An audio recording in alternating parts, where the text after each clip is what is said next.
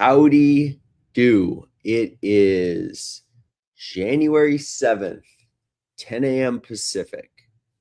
2026 has arrived. I am here with my esteemed guest and fellow Packet founding community member, Caleb James Delisle. My name is Jesse Berger, and we're here to talk about everything Packet related and a bunch of things that are not Packet related. We do that.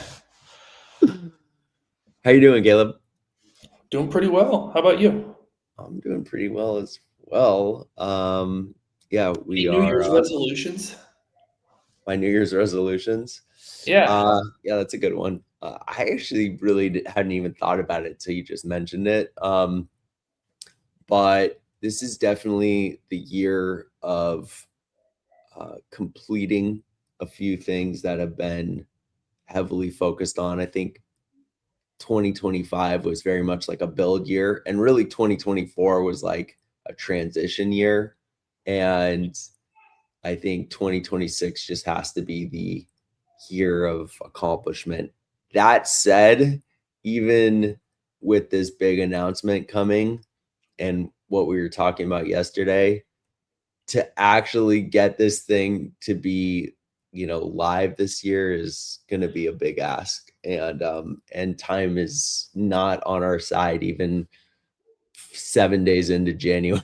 Yeah. So yeah, it's going to be a lot of work to pull this thing off in the way that we're imagining, but I do feel like there's going to be a lot of really exciting milestones this year. So I think this is going to be the year of milestones accomplished. How about you? Yeah. I was thinking about like what are my I think that I would like to spend more time hanging out with French people, being friends and having dinners and stuff. I think that would be, if there's one thing that's my New Year's resolution, it's to hang out with people and speak French with them, which my French is pretty terrible. Love It that. needs to get better. But Yeah, it's been long enough. it's been long enough indeed, yeah. Yeah, the Um, excuses are dwindling away. yeah. I kind of live in two worlds, like on the computer, I live in the international community world, which all speaks English. Right. But then I don't. I want to run away from that world. I want to just like be relaxed and hang around with. I want to be in another world that's not. It doesn't have all the political drama and all that of the international community and Americans and Europeans and so on. And so I love to make France my live in France, work in the international community world. Hmm. Um, but anyway, I mean, for resolutions, I think the it's a little bit too complex to really nail things down and say this is my resolution, because if you say, well, this is the goal, like it usually it depends on other people doing things, which is always fickle, and it can also change. It's like you go into it thinking your plan is one thing, and then the plan Mhm. will shift as the realities shift, and Right. that's sometimes for the better. So I was really kind of at a loss to come up with really good um, resolutions that I like. But while we are on the holiday break, I spent some time thinking about and writing a little report about uh, what things will be like in 3 decades, 2060. Hmm. And I was doing that because I have a couple of little ones, and thinking about their education and what the future is for that. Um, and so I end up with some really interesting. Whenever you go in and do a study, you never know where you're going to come out at the end. And I end up coming out with some really interesting stuff, like future in the future, I think almost all work is going to be about in making a thing that can then service everyone in the world. Hmm. So when you do work for somebody, like you build something for somebody, make a chair, or you do home renovation for them, that work is for one person ever, right? But when you make software, for instance, the whole world can then go on and use that software, or you make media content, the whole world can enjoy that content.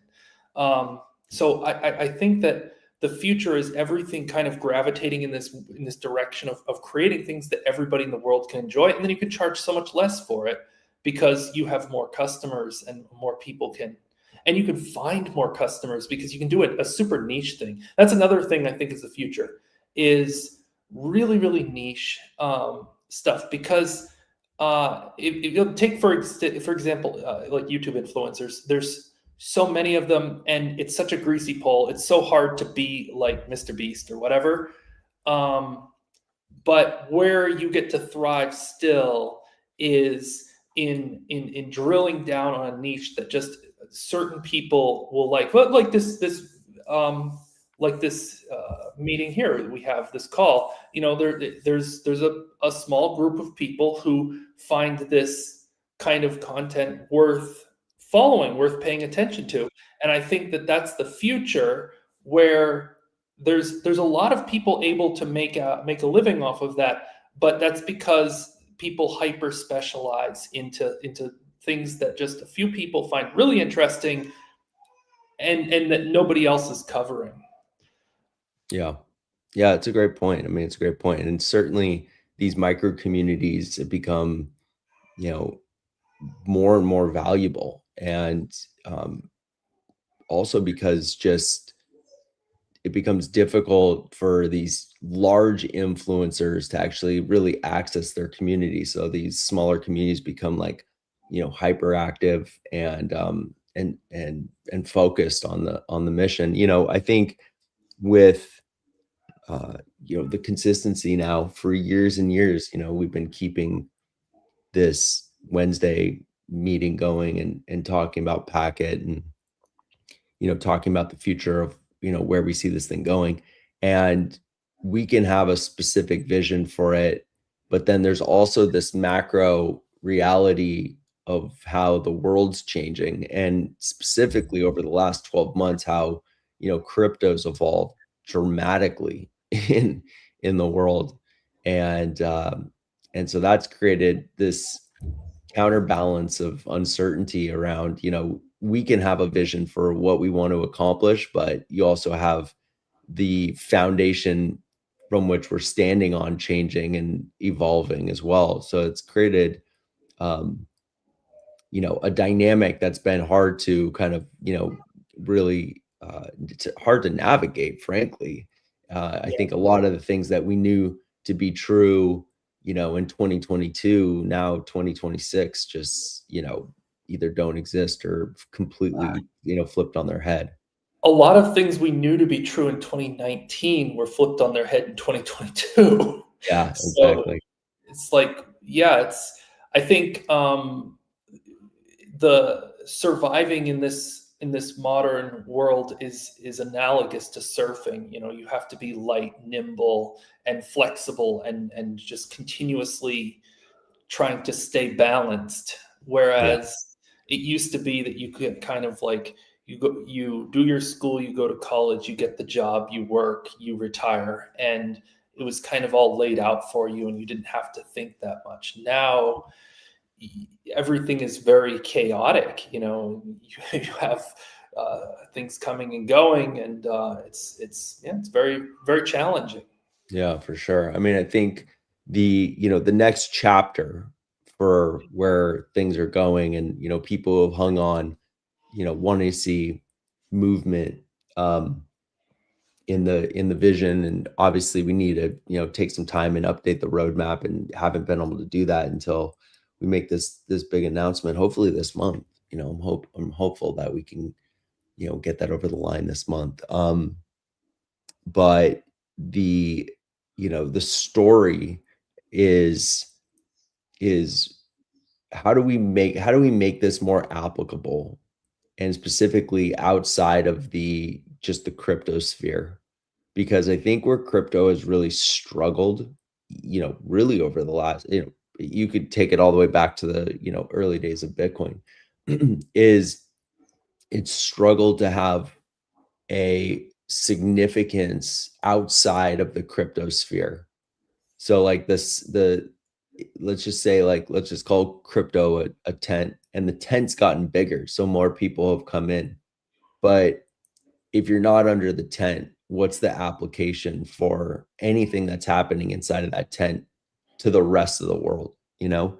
And I think that crypto's generally struggled to uh, make a meaningful impact outside of the tent. And I know that there's the people really excited about like XRP, and part of that story is how it can have an impact outside of the tent, right? Or with the global banking, in specifics, and how you can um, impact a lot more people than those that just care about crypto, or those who are just speculating on price. But and similar with Bitcoin, I think Bitcoin's probably the biggest impact outside of the tent, which is, once the ETFs happened, and that opened up access for investors and retirement accounts to get exposure to Bitcoin. And people are essentially speculating on the future price, um, and the validity of that type of investment vehicle, a digital investment vehicle. And it really is just, as you could say, a store of value of some sense that, people think, hey, I should have a part of my wealth, or part of my, personal net worth in Bitcoin, because growth of population, and there's a fixed number of these, and only so many are released per day, et cetera, et cetera. But what are the real applications that people use? And I think that's where crypto just generally struggles, because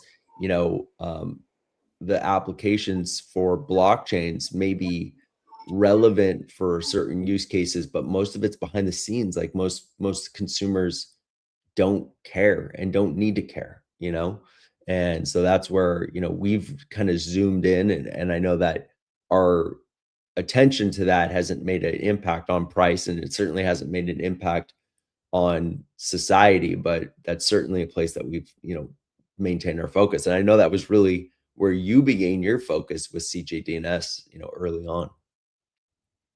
Yeah.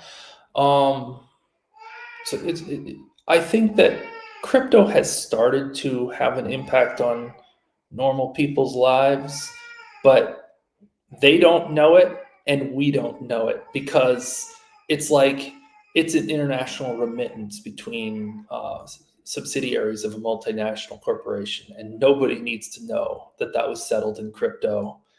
Or it's like somebody buying a Maserati in Dubai, boat. um, but yeah, I mean, like, I think that I think that it's had an impact on the forex market. 20 or 30 years ago, forex was a market settled in dollars between big banks, basically. And now it's a lot more complex, because and you don't need as much of the big banks keeping the forex market together, because you have crypto and other assets, commodities, and so on. So, for example, if the dollar and the euro start to move, right, and then you have like gold futures in Europe, you could imagine selling those and buying them in the US in order to, you would be taking advantage of an arbitrage. That would be your experience, but you would actually be serving to rebalance that forex market without central banks having to step in uh, and make the market as they did in the past. Yeah, it's a really good point. I do agree that that's one of the the great applications, is certainly around remittance and efficiencies there. The ability to move large amounts of currency, or value, pretty seamlessly and for low cost with instant settlement. I mean, that absolutely is the most valuable tool. And I think there's a lot of other, um, applications that I'd love to see become more highly used. Everyone uses credit cards, right? So credit cards is now just become like a fabric of um, society, I would say, and we're also seeing the kind of the tap technology, right? Where not only can you just kind of wave your credit card over, a pay kiosk, but now your phone has the ability to make payments and you can load your credit cards, directly onto your phone and just wave your phone. There's been a couple times where I've like left my wallet in the car, or even left my wallet at home and been like, "Oh my God, how," and then I'm like, "Oh, well, I have my phone, so I can still pay." I leave my phone at That's home. what's that? I leave my phone at home. I forget forever forgetting my phone there. I know you hate your phone. Yeah, it doesn't do anything for me, and so then as a result, I'm always forgetting it. It's like, oh, It's maybe I funny. should Yeah, have I'm had the my. opposite. No, I usually never lose anything, but that's certainly a big use case. But the interesting thing about credit is there is the fees that come off of every single payment. And the fees are actually charged to the vendor, and that fee can be substantial. Even if it's just a few cents, well, it's usually like 35 cents, but on a small transaction of a couple dollars, 35 cents is substantial, as a percentage of the total transaction. And so with crypto, that's where a lot of value can come. Now, the problem is that you still have people that want to use their credit card because they're so accustomed to the credit card. So it's like, uh, you know, I think there will be an opportunity and an evolution where, um, you know, a bridge between credit and crypto can occur, and that's something that I'm really, really interested. And the other thing that I'm really interested in, kind of more applicable to where we want to see things go with Packet, is getting the wallet into your television, right? Mhm. We've been talking about that for 6, 7 years, um, and making it possible to pay for content, um, to remove ads um, from streaming content, and having that all occur, from a digital wallet that's loaded up onto your TV. And you can backstop that digital wallet with your credit card. That would just be like, hey, if you have no crypto, you can just use Apple Pay or use your credit card as the paying vehicle. But if you have crypto, I just think it would be great for you to be able to choose to use that. And so for the application for Packet, it's like if you have Packet in your wallet, then you can use that to make payments for whether it be content, or services.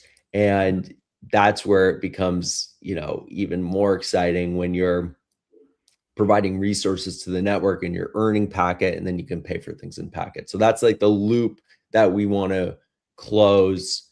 And you know, is that necessarily going to have a dramatic impact on tens of millions of people? Maybe, maybe not. I think the piece that, obviously our community is waiting to hear about is, how do we expand this community, and how do we get access to impacting more people, or at least exposing more people to these opportunities. And we've been relegated to this kind of like, well, you got to do marketing situation, but that's such an uphill battle because the amount of money you have to spend in marketing to acquire those customers could be dramatically high, especially when they have to take an action that it's not familiar.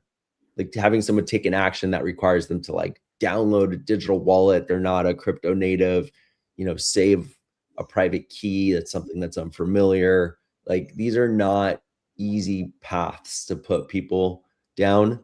and that we've encountered, over the years, whether it be through, Packapal or Rowdy, and just like there's a lot of friction, um, getting people into these crypto communities. But that's why if we can step over the line and go to a more traditional media, banner, then introducing crypto into that type of ecosystem becomes a lot more impactful, and at least we'll expose a lot more people to the opportunity. That's what gets me fired up. Well, I think it's important to know how we're making money. Like, where are we doing a service? And this was something with Rowdy we really aimed for, was to try to produce something for somebody who would want it and would be prepared to pay for it.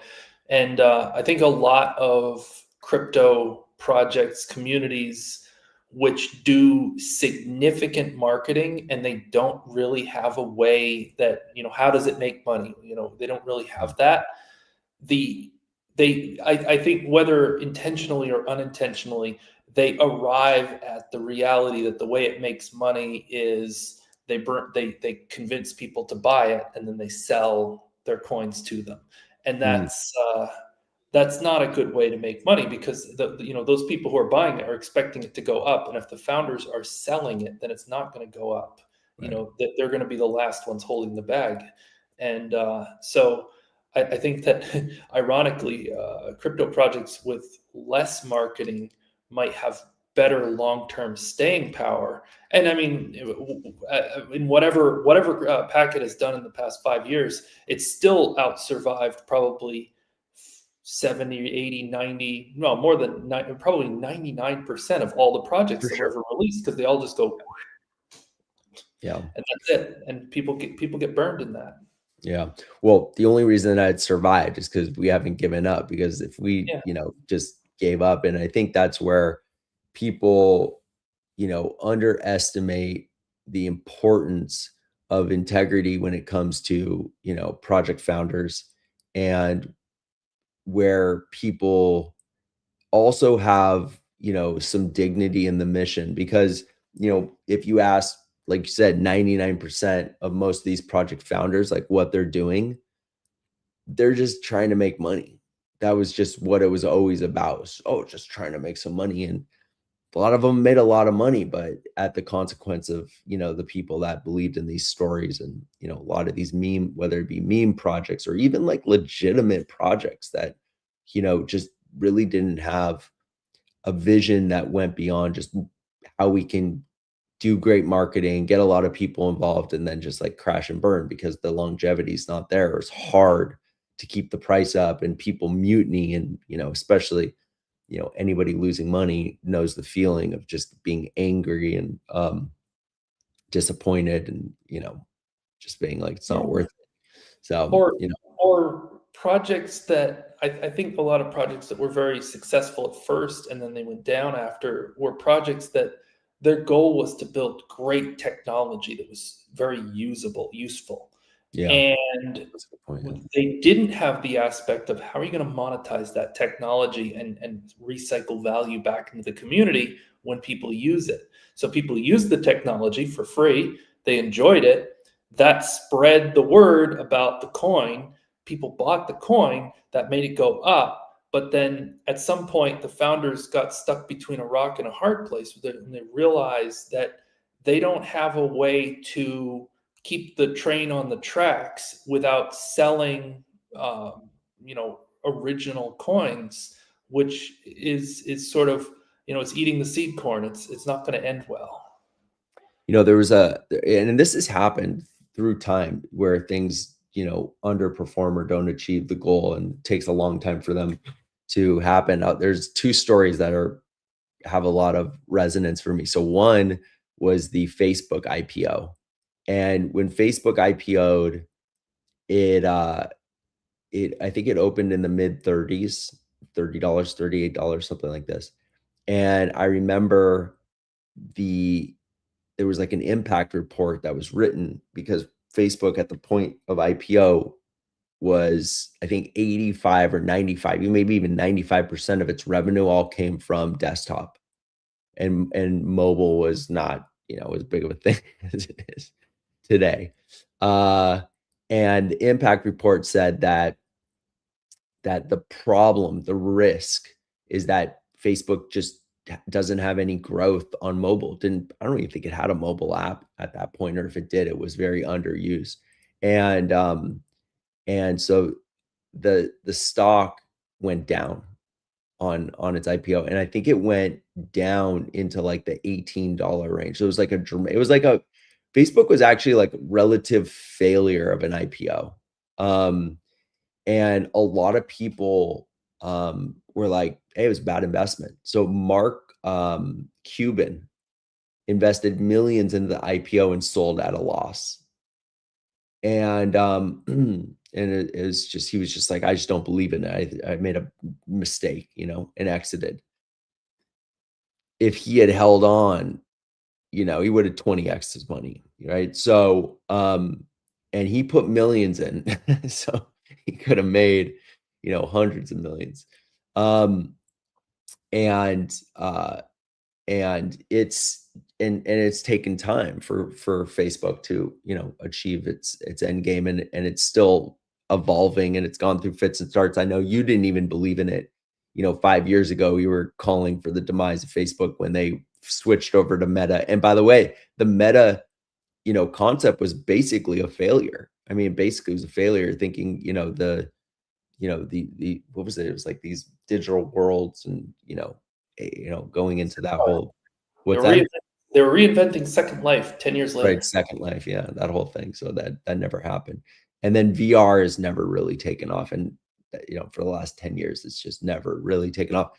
But now they have so many tentacles and so many things they're doing. And I think, the AI story is so big, and the stock's now, $660, a share, up from, you could have picked more up at 18 bucks. You wish you could go back in time. The other one that I invested into, a company called Snow, um, which is these data centers. And Warren Buffett put a huge amount of money into it, and it IPO'd. This was in 2020. And I just remember seeing that Warren Buffett invested in an IPO, which he rarely does. And so I was like, okay, well, Buffett's putting, coming in as an early investor into something here. And the stock has just been probably one of my worst investments. Like, it just went straight down. It never really recovered. It opened at like in the hundreds, low hundreds, and it went up to like 400, and then it went all the way down, like into the you know high teens, like or no, it was like in the 80s, probably 80 bucks, and it's kind of hung out there. And then the low hundreds, and yeah, it's just been an underperforming, but I held on to my shares this whole time. And what happened, all those data centers that they were running, they were on the bleeding edge of AI. When the AI revolution kind of emerged, they were able to be a first mover because they had all this infrastructure. And even though it was originally imagined to have this different purpose, they had the infrastructure to now service. And I just been buying it consistently, like just buying. It's not cheap stock. So, I only could buy a few shares here and there, but I just kept buying it, buying the dip, basically. Because I was like, it has all this infrastructure. That infrastructure is never going to like go away. There's always going to be use for these data centers. But then when AI happened, all of a sudden, bang, the stocks back up, and now a dollar cost averaged into break even. Now it's in profit finally. But I've held on to it for basically over 5 years, for that investment to mature. The whole time it's just getting shit on.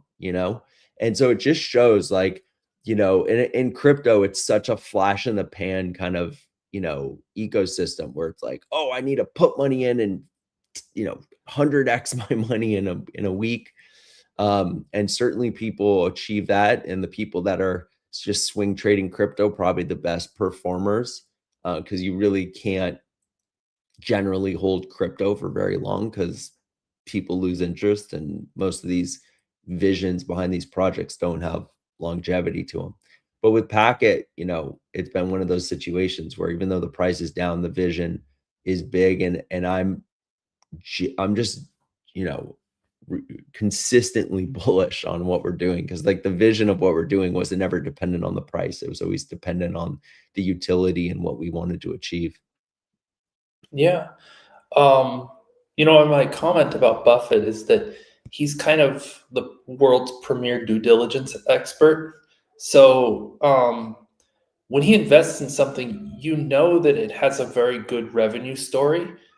But the problem for his investments in the modern era is that a lot of companies do well not because they are actually good fundamentally. They do well because they become a hype train and people jump into a bubble. And then at some point, the bubble gets so big that you could you could be Warren Buffett, back in 2010, investing in your farms and Coca-Cola and things that have really good fundamentals, and you would not look that good between say 2010 and now, 15 years. You look pretty bad as an investor because the people that are investing into these bubbles and this hype, Mm, Nvidia, Microsoft, and well, Microsoft's a kind of a mixed play because it does make a lot of revenue. Um, what OpenAI and all this AI related stuff now. If you're investing in that, then you stand to make a lot of money for your fund. And so if you're not investing in that stuff, then people are going to ask, well, what are you doing with the money? You're not making anything. yeah. But I hate it because I don't like the idea of investing in bubbles because eventually that's gonna deflate. It's not gonna last forever, Yeah. but Yeah. it's One how of it my works. one of my regret that I didn't invest into was Palantir. And Palantir had like a historic run in 2024. It was like the stock of the year, absolutely insane. And I remember this one guy, he gives I forget his name. He gives a one stock that he recommends in like the first week of January every year. And he says this is a stock. And last year that stock was Palantir. And I thought, but Palantir already ran. So I just didn't buy it. I didn't buy the top, but that wasn't the top, and it's continued to perform exceptionally now that um, we've decided to ratchet up the NSA. The next level of surveillance, the surveillance you know world is now based on AI, and the technology solutions that are coming through Palantir certainly leading that charge, or anchoring that charge. So um yeah, the concept behind it is obviously eerie, but the technology and these government contracts, I didn't even look into why it would be a relevant investment. But that was the one I missed. I'll tell you the one he just gave this last week. It was kind of surprising to me that he gave it, but it makes perfect sense.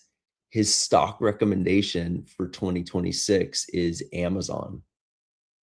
And the reason is, and it's not something that because I've never run a company that has like thousands of employees. But when you do get to that level of a company, the one of the metrics is revenue per employee. That's like a really important metric. Because why? Because an employee can cost you a lot of money, right? Some employees are making millions of dollars a year. Some CEOs are making tens of millions of dollars a year, right? So then if that CEO is making 20, $30 million a year, but then yeah, you have, thousands of employees making $60,000 a year, you still average it out across your entire payroll. And that's how much revenue. And then you measure that against your revenue, and that gives you revenue per employee.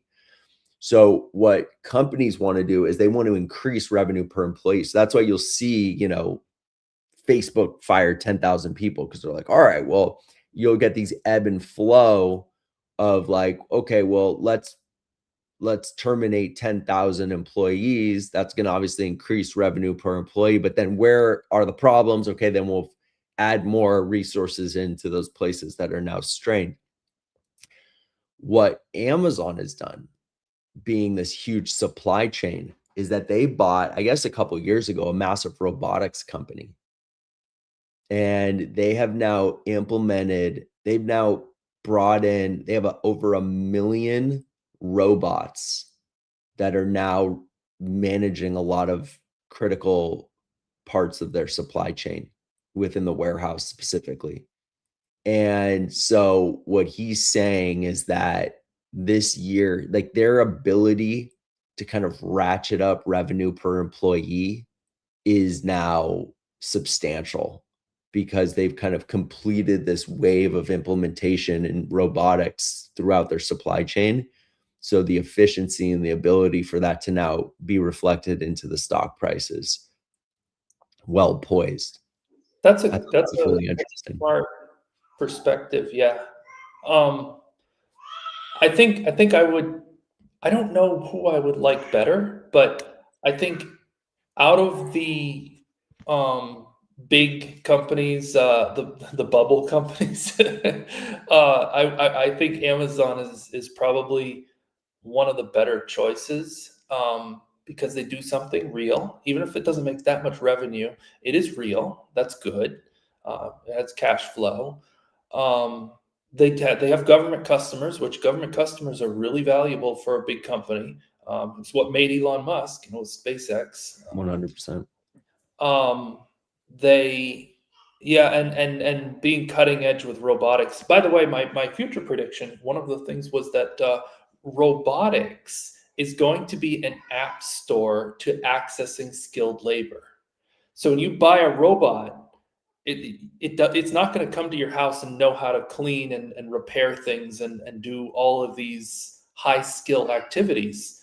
You're going to then need to buy the intellectual property that connects you to the SaaS service Mm. that makes that robot able to do this particular skilled labor activity Oh that's really yeah, value. So if you're like, that's if smart. you're a great carpenter or a great welder or something like that, where you're going to fit in this future is that you're going to start, or you're going to work in one of these companies of professional artisans that will sell their services via the robots. And AI will Mm. play a part, but humans will play a part as well. And the robot will just be the channel for that to take Wow. place on your location. Wow. That's I never thought of that, but that is, yeah, that's really cool. It's kind of like when people sell like what we call like a LUT. It's like a look that you can load into a camera. So it's like, or you can take your settings, like your Photoshop settings. You can sell that to someone so that they can make their photos look like the photos that you edit, but those are your settings, and then you can monetize that into essentially a digital product. But yeah, that's very cool to think about that you could take your personal skills that become like your proprietary value, your proprietary IP, and then you could load that, and then someone could buy that and load that into a robot or something of that Yeah, nature. I mean, imagine starting like a landscaping company, except that you don't have to do 1 yard at a time. You're sitting in an office with AI and humans working through like how do you make this yard pop? How do this Yeah. species of tree should be trimmed? Like being the best landscaping people in the world, and then that skill is getting offloaded through AI, amplified through AI, and then offloaded into robots to execute. And then you have a little robot pull up in a truck and just come out and do the landscaping on your property. You have some guys, or maybe Amazon, right? Amazon delivery guys. They drive up to the house, they unload a couple robots, the robots go do the work, they come by at the end of the day, they pick up the robots, and on it goes. You have a Waymo pulls up, Sure, or like a sure. Tesla taxi just pulls up, a bunch of robots jump out, garden your shit with your proprietary SaaS purchase Yep. that from the gardener that you really like.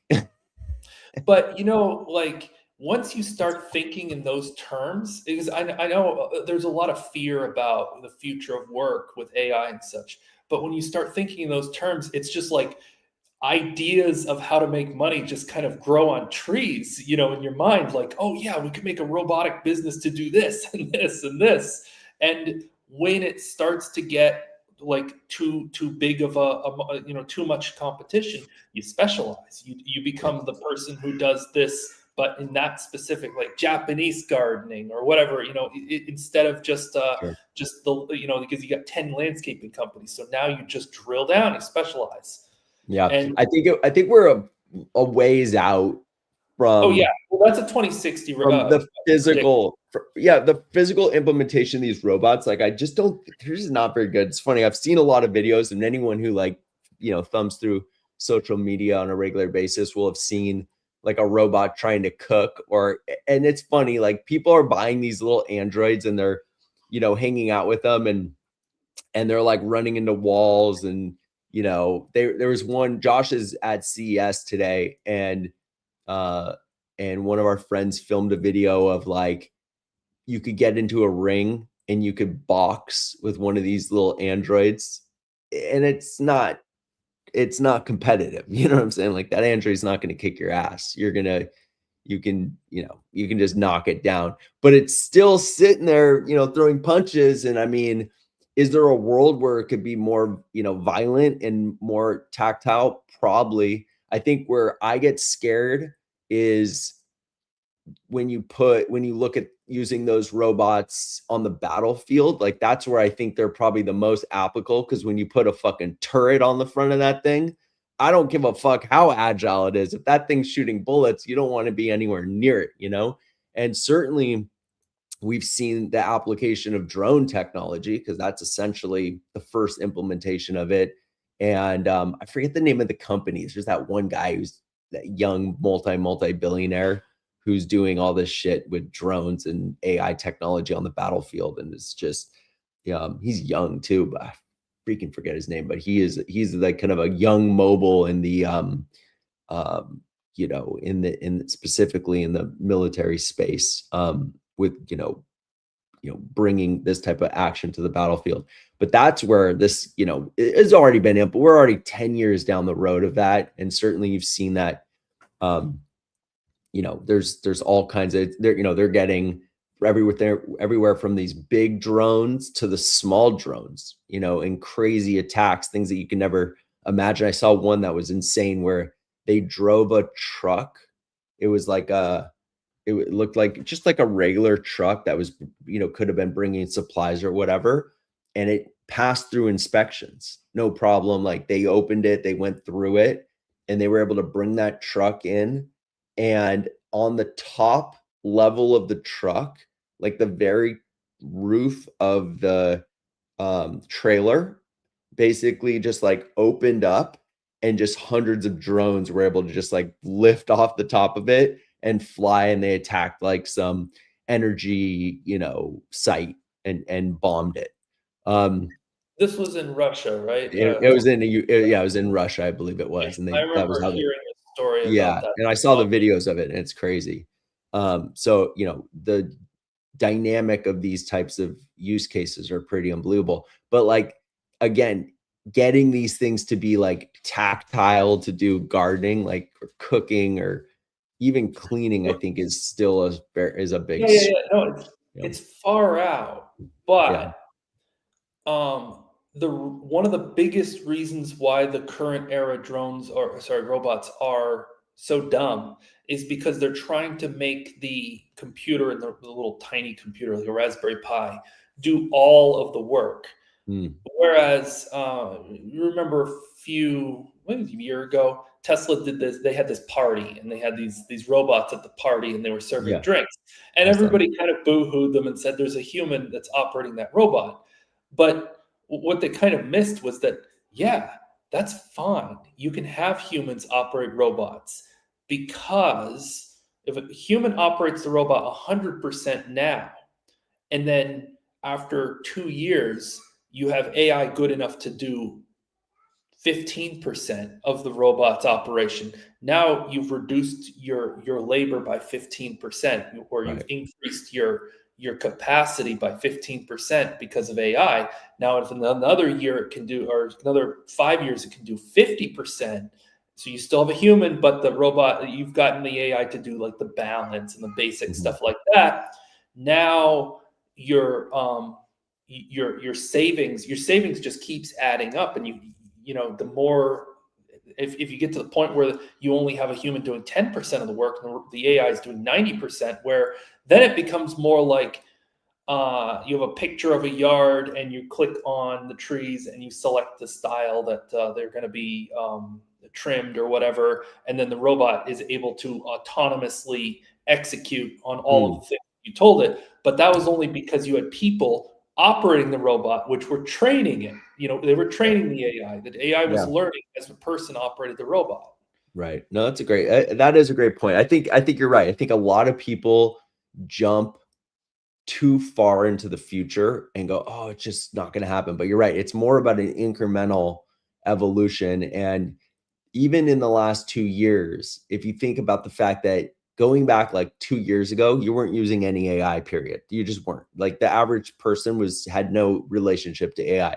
Now, even if to your point, you use it incrementally once a month, well, that's just you shaved a little bit off of work that you were doing that now you've kind of offloaded. And as it becomes more and more integrated into your daily life, then it benefits. And I saw, like, for example, a commercial with the new Adobe Photoshop and what it's doing. And like before, if you go back 5 years ago, you had to have like real skills to, let's say you took a picture with someone who has a lot of hair and you wanted to change the sky color. You had to sit there and literally like trace out every single thing of the hair and use all these blending tools and all this stuff. Now you can just write into a chat box, just change the sky green, boom, and it does it, right? So that you're offloading that to AI, that's AI that's now doing that, these capabilities to analyze the picture, to do the implementation. For the average consumer, it's just like, oh, well, now I can just easily change it. But really what's happened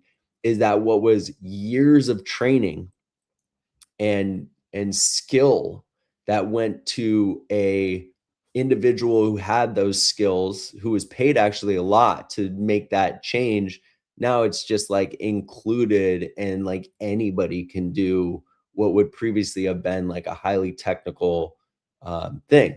And I think that's where the opportunity lies, is and certainly where this advancement exists, and how um, the capabilities of the average individual are certainly going to improve. Where we're talking about AI, again, bring it back to Packet, um, in the media space, and talking about personalization and machine learning and things of that nature. And when we do get to make this eventual announcement, um, we're absolutely including that very specifically into this into this next chapter.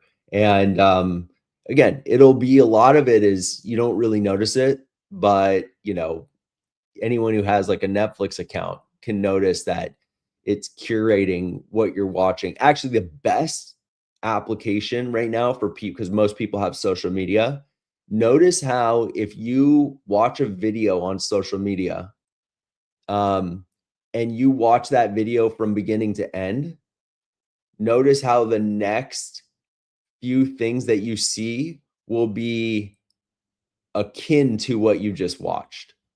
Or sometimes just the exact same video, but just from another creator. And you'll see sometimes like three or four things. So like right now, if you end up watching something about like Venezuela, for example, and you're like, oh, I wonder, what's going on with that. Now 10 things in your feed are going to be about Venezuela because you watched all the way through. And so it's the AI is going, hey, this person likes this stuff. Let's show them more of this because that seems to be what they like. Whatever that trend is, whatever that topic is. So if you're into watches, you're going to see stuff on watches. If you're into a certain sport, it's going to show you stuff on sports. If you like dogs, it's going to show you stuff on dogs. And it's just because you are watching it. Now, if you see something and just skip it, it's gonna be like, oh, he doesn't like that, so it's not gonna scout. So it's like that's kind of a very rudimentary but very dynamic use of AI that creates a profile of you as an individual and is customizing and personalizing your experience based on what the tech believes is your preferences and interests and mood. And that's kind of the easiest recognition of this type of application. So I think we'll just see that more and more. And I also think people want that personalization is important generally because you have individuality. And we don't want things to be homogenized. Like we want things to be customized and curated about based on the things that we like individually. So I think we'll start to see a lot of that personalization materialize. I mean, it's already there on social media, but you'll start to see it on a lot more traditional media. You certainly see it within your applications. No one's phone home screen is going to be similar to another's. Everyone has it customized to their apps and interests and colors and themes and things of that nature. So yeah, we're just going to see more and more of that. And I think that's a place to lean in, and it's certainly a place for us on the you know side of Packet. The project has been predominantly an infrastructure project. That's what it was from the beginning. And the focus now is how can we apply that infrastructure, to like utility that individuals can use and make use of in their everyday life. And that's this next chapter. It wasn't just about a tech play though, because then that would be small. Even if it's innovative, you still need to market it and bring it to market. So the big play here is taking a big shot at something that already has millions of users, bringing that into the Packet ecosystem, connecting everything up that we've been working on the infrastructure side, and now having a bigger audience that can start participating with these tech solutions, um, and build out the story of what Packet can do and how Packet can impact more people in this world. Yeah. I also think that there's something to be said for making ads more servicing of the viewer, you Yeah. know, because advertisers, like, I think that if an advertiser could choose to only show ads to people that already want their product, Mm, they would do it instantly because all those ads would convert, yeah. and if you only saw ads for things that you were planning on buying, like, I need a wheelbarrow, and it's like, okay, well, we're going to show you the this one has a great whatever, as a support for that, and it can handle a lot of weight, and this one's really comfortable. Like, if that was how the advertisers like came to you based on things that you already feel like you're gonna buy or you need, then I think advertising would be a lot less. It would have a less of a stigma.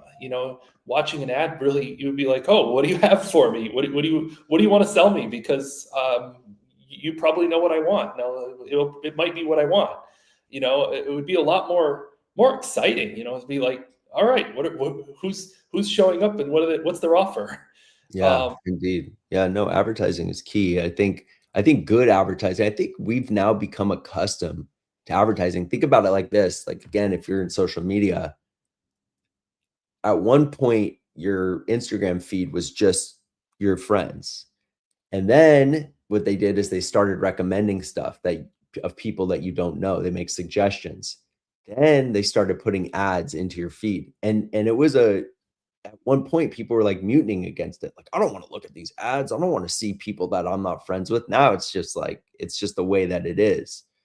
Um, and so what is the next evolution of that is really customizing the ads and making them more personalized to you as an individual. And if it's the case, you find yourself watching ads. They know how old you are, they know what you look like. If you have a lot of hair, they're probably going to sell you some hair products. If you have dogs, they're going to sell you dog products. Like, and it can see all these different things. And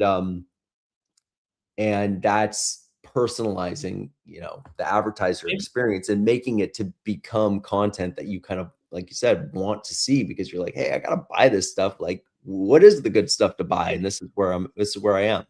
maybe even to like solve a problem that you had, but you didn't know there was already a solution to it. And they pitch you the solution. You know, how many people are struggling with a problem that's already been solved by a product? The maker of the product doesn't know how to reach them, and they don't know what to ask for. Right. And they just assume, well, this is where again, like if the screen, and I believe this is happening, can see the photos that you're uploading, and it's like, oh, this person has a lot of hair.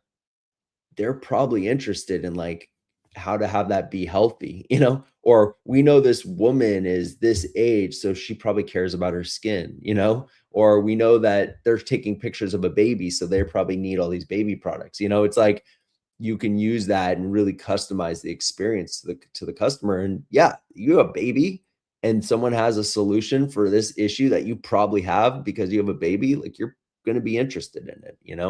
You'll be even more interested in it if it's coming from a friend of yours recommending it, or it shows that, hey, Caleb really liked this thing. Oh, well, Caleb's got kids. I mean, he's probably, it's like, it's kind of all this social proof and validation. Like they understand all those angles to the buying experience. So yeah, ads I think are really important. Interestingly, on the sports side, if you watch something in sports, like live sports, let's say you're watching like ESPN Plus, and sometimes they don't have any commercials on a break. Like they go to a timeout, there's no commercials. You're sitting there just looking at a screen that says like, we'll be right back.